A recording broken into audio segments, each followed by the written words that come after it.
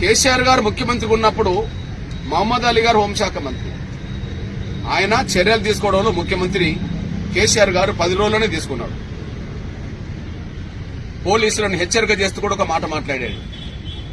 దళితులపై చేయి పడితే ఊరుకునేది లేదు. పోలీసుల తీరుపై సీఎం ఆగ్రహం. మరియమ్మ కుమారికి ఉద్యోగం, ఇల్లు, 15 లక్షల పరిహారం, 2 కుమార్తెలకు 10 లక్షల చొప్పున ఇస్తానన్నాడు.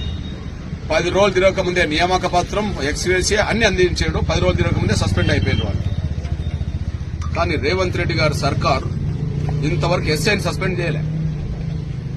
అసలు రేవంత్ రెడ్డి గారు ముఖ్యమంత్రిగా ఇంతవరకు స్పందించాలి.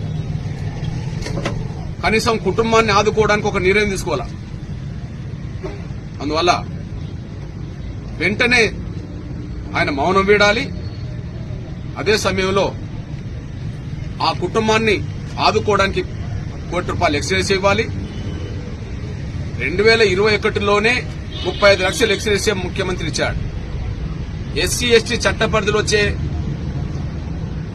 ఆర్థిక చేయూత కాకుండా 35 లక్షలు స్పష్టంగా నేరుగా కేసీఆర్ ఇచ్చాడు. ఇప్పుడు ₹1 కోటి డిమాండ్ చేస్తున్నాం. ఏమాత్రం ఆలోచన చేయొద్దని కోరుతున్నాం.